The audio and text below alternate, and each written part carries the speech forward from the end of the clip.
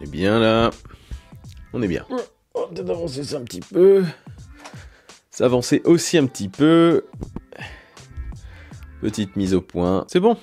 Salutations. Depuis un moment, on entend beaucoup parler d'un fameux iPhone 17 R. Kezako, apparemment le nouveau venu dans la prochaine génération d'iPhone 17 de septembre prochain, donc. En 2025, oui. Alors, je sais que ça fait loin.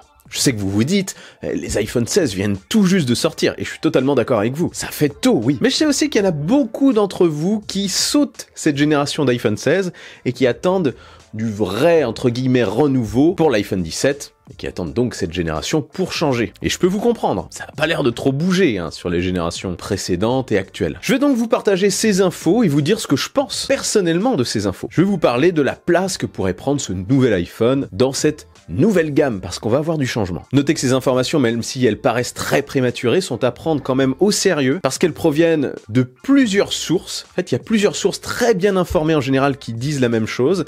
Ces mêmes sources qui nous avaient parlé des informations sur les iPhone 16 un an auparavant, un peu à la même période, et qui ont vu juste sur la majorité des points de ces produits. C'est difficile aujourd'hui pour Apple de garder le secret sur ces produits, sur ces iPhones notamment, qui sont produits en masse et peut-être dans plusieurs usines. Enfin, il y a plusieurs composants qui viennent d'un petit peu partout. Donc ceci étant dit, allons-y. Déjà, si la gamme totale de l'iPhone 17 ressemble à ce qui se dit en ce moment, eh bien, on peut dire adieu au fameux cycle de 3 ans qu'on tient depuis un moment. On part plus sur une sorte de one-shot annuel. Le changement de taille des iPhone 16 Pro cette année m'avait quand même un peu mis la puce à l'oreille, parce que déjà, ce point cassait le cycle de 3 ans, ce cycle d'iPhone au châssis égaux. Mais le marché du smartphone stagnant fortement, il faut être ceux qui vendent. Et pour être ceux qui vendent, il faut apporter plus de changements.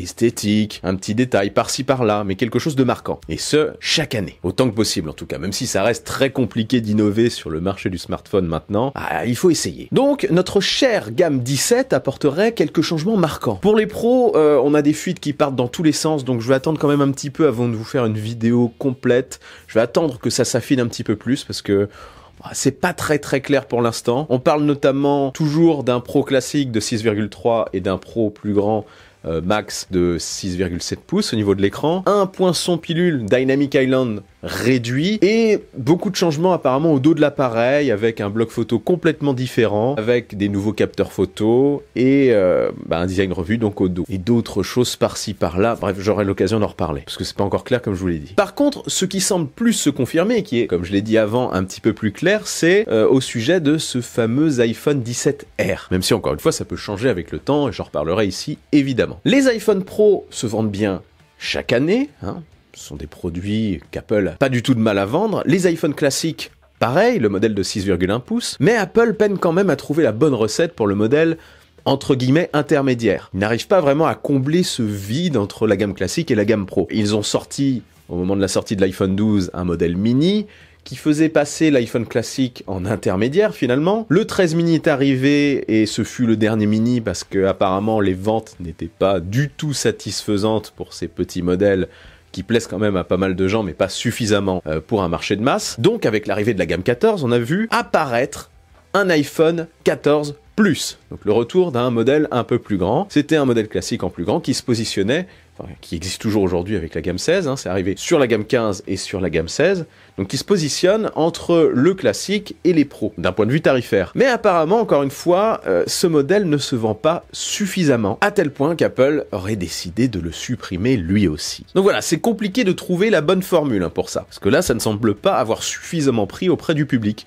qui voit en fait juste un gros iPhone classique, et d'un point de vue tarifaire, soit il préfère se tourner vers l'iPhone de 6,1 pouces, soit vers le modèle Pro un peu plus cher. C'est là donc qu'intervient notre fameux iPhone 17R, ou 17 Slim, on n'a pas encore le nom définitif.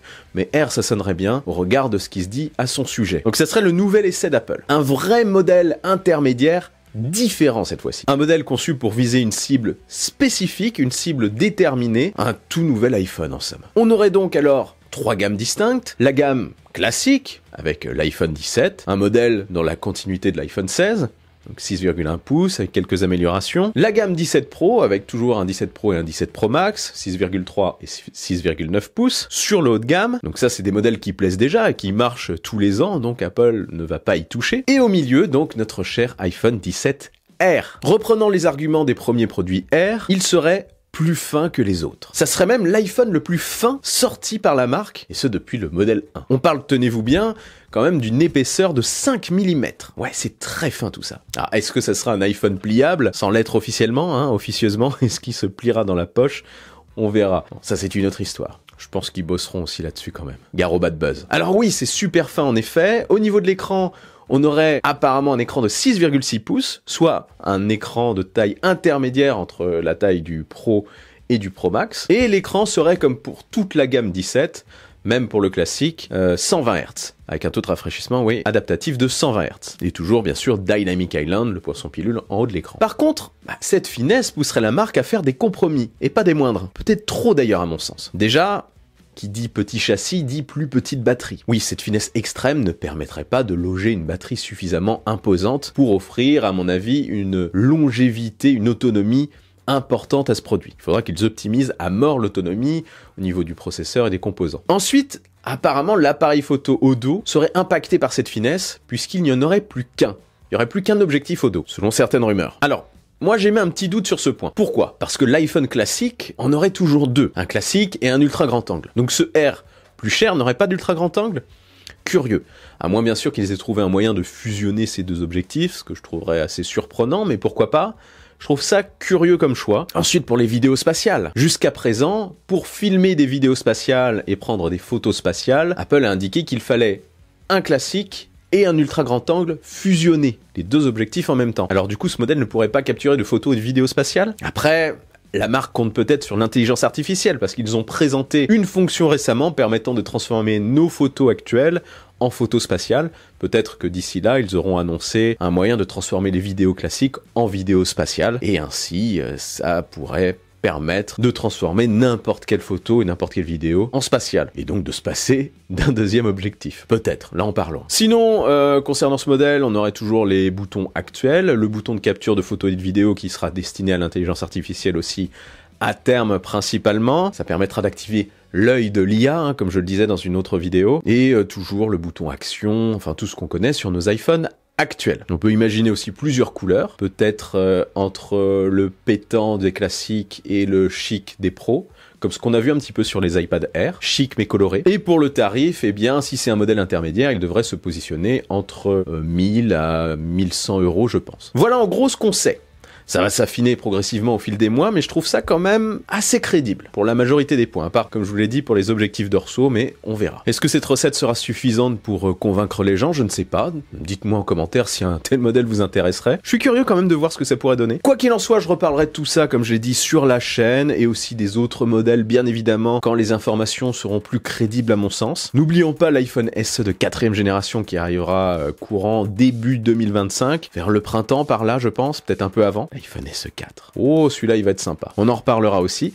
N'oubliez pas le bon pouce en l'air qui claque, l'abonnement de force. Je suis aussi sur les réseaux sociaux. Vive la technologie, vive le futur. Et rêvez les amis.